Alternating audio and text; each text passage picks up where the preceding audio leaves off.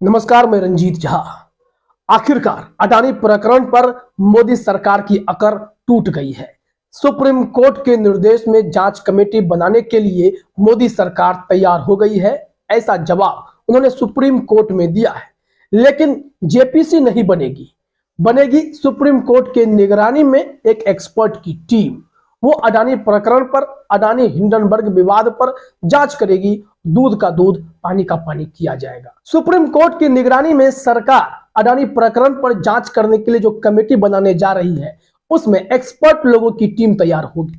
तो क्या उस एक्सपर्ट लोगों की टीम में महुआ मोइत्रा का भी नाम होगा? क्योंकि उन्होंने ही अडानी प्रकरण पर इतनी रिपोर्टें तैयार की है और सरकार को, हिंडनबर्ग को, सबको उस मामले में मदद कर रही है कि आप देखिए अडानी क्या कर रहे हैं। हिंडनबर्ग ने उनके भी रिपोर्ट को आधार बनाया। तो क्या इस कमेटी में महुआ मोइत्रा को एक एक्सपर्ट के तौर पर सदस्य बनाया जाएगा ताकि वो भी इसमें योगदान दे सके, अपने पक्ष को रख सके और बाकी एक्सपर्ट भी उनके साथ तालमेल कर ये तय कर पाए कि वो जो आरोप लगा रही है, जो तर्क दे रही है, उसमें कितना दम है, ये भी देखना होगा। लेकिन सरकार यहां एक खेल कर रही है। एक्सपर्ट के नाम बताने को लेकर जो बातें उन्होंने कोर्ट में कही है, उसे जरा गौर से समझिएगा, हम आपको आगे बताएंगे।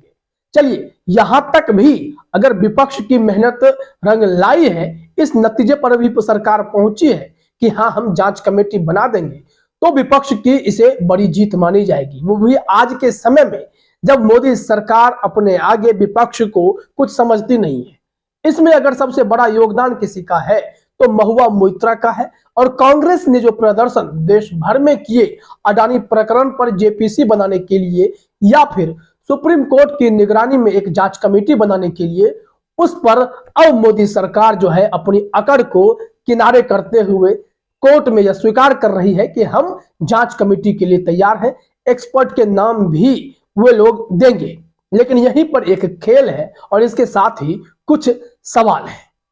यह निश्चित तौर पर महुआ मोइत्रा और पूर्व विपक्ष की मेहनत का नतीजा है। लेकिन सवाल यह है, हाल ही में सुप्रीम कोर्ट के जज के द्वारा दिए गए फैसले, सरकार के पक्ष में दिए गए फैसले और फिर जज का रिटायरमेंट, उसके बाद सरकार के द्वारा उन्हें गिफ्ट के तौर पर बड़े बड़े पद ऑफर कर देना, यह सवालों के घेरे में आ गया है। तो क्या सुप्रीम कोर्ट की निगरानी में निष्पक्ष जांच अडानी के मामले में हो पाएगी?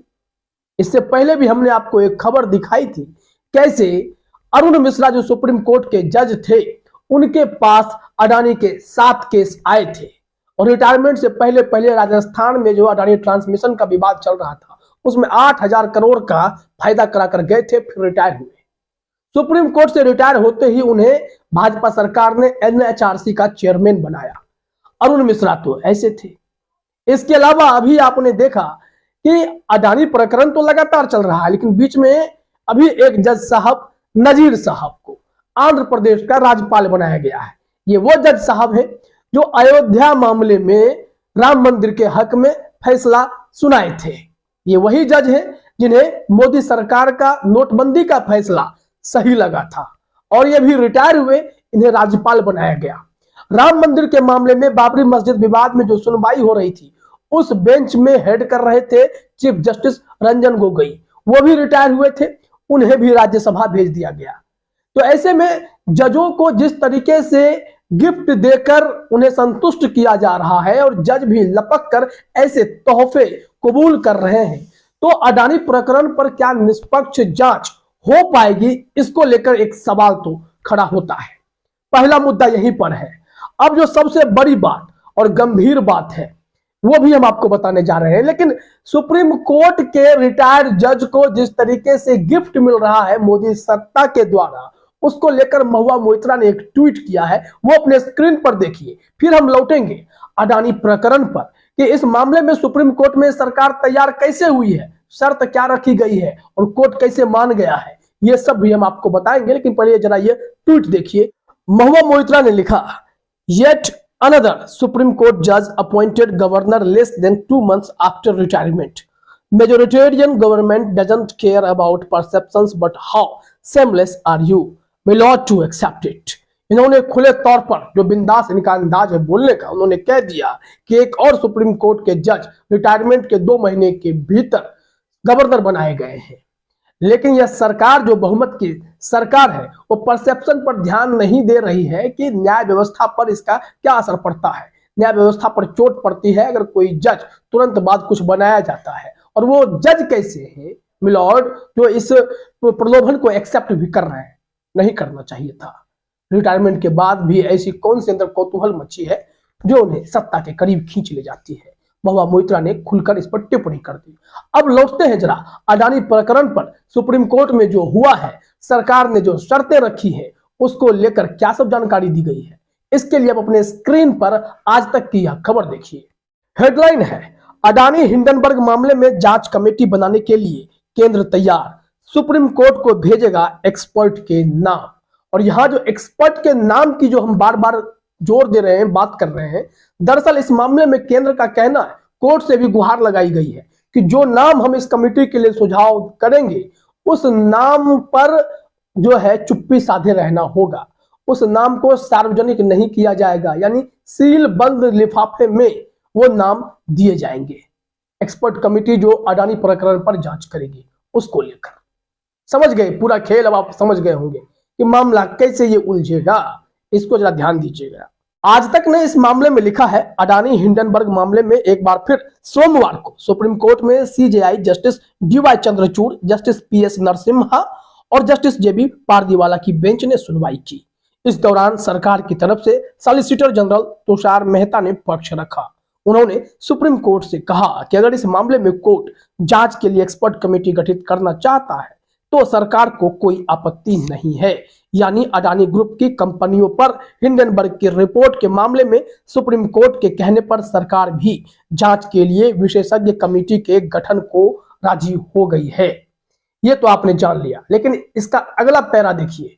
इसमें सरकार ने कोर्ट से क्या गुहार लगाई है, वहीं पर आपको सारी चीजें समझ आएंगी।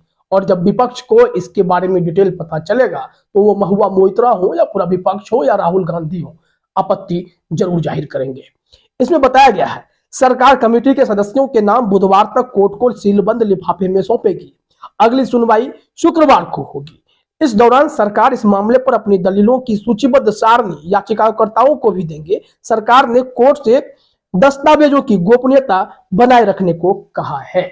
यहां पर है कि वो चीजें सीलबंद लिफाफे में होंगी, सीक्रेट होंगी कि कमेटी में कौन है, कौन अडानी प्रकरण पर जांच करेगा, इसको लेकर जानकारी सार्वजनिक नहीं की जाएगी। यहीं पर एक झोल नजर आता है कि आखिरकार सरकार अडानी के मामले पर इतना फूंक फूंक कर कदम क्यों रखना चाहती है। देश जानना चाहता है, पैसा देश का डूब रहा है, निवेशकों के पैसे डूब रहे हैं, और हिंडनबर्ग की रिपोर्ट में जो आरोप लगाए गए अडानी पर वो सच्चा है या झूठा है, उसे सबको जानने का हक है। तो फिर सीलबंद लिफाफे में सब कुछ होगा, तो इसको लेकर मंशा पर सवाल खड़े होते हैं कि जो कमेटी में मेंबर होंगे क्या वो निष्पक्ष तौर पर जानकारी मुहैया करा पाएंगे, क्या वो जो रिपोर्ट देंगे, कैसे हम यकीन करें कि जो न्याय व्यवस्था में जुड़े लोग हैं और जो उस कमेटी में बनेंगे जिसकी मॉनिटरिंग सुप्रीम कोर्ट करेगा, उसके फैसले बिल्कुल अडानी के खिलाफ निष्पक्ष होंगे। क्या इसमें ऐसा तो नहीं होगा कि जैसे अरुण मिश्रा अडानी के पक्ष में सातों फैसले देकर एनएचआरसी के चेयरमैन बन गए, वैसे इस कमेटी का जो अध्यक्ष होगा उन्हें भी कोई बड़ा गिफ्ट मिलेगा, कोई बड़ी रेवड़ी उन्हें मिल जाएगी। ये सवाल है, क्योंकि आप सभी जानते हैं सड़क से लेकर सदन तक हंगामा होता रहा अडानी मामले पर जेपीसी की मांग के लिए। ज्वाइंट पार्लियामेंट्री कमेटी अगर बनती तो इस मामले में विपक्ष की भी भूमिका इंपॉर्टेंट होती, वो अडानी पर सही ढंग से जांच करवा पाते। और मुझे लगता है कि उस कमेटी में महुआ मोइत्रा का भी नाम होना चाहिए था, क्योंकि जिस हिसाब से, जिस बारीकी से उन्होंने अडानी के ऊपर रिपोर्टें तैयार की, जितना रिसर्च किया, वो काम आता, हिंडनबर्ग को काम आया, वो महुआ मोइत्रा की रिपोर्ट थी। लेकिन इस बार जो कमेटी बनेगी, क्या सरकार इसमें महुआ मोइत्रा का नाम सुझाएगी? ये तो बड़ा सवाल है, क्योंकि इस मामले में एक्सपर्ट जो होंगे उसमें एक एक्सपर्ट के तौर पर यह भी देखी जाती है, महुआ मोइत्रा का नाम क्या इस एक्सपर्ट के तौर पर जाएगा? ये सवाल सबके मन में है। आज सदन में एक बार फिर हंगामा देखने को मिला।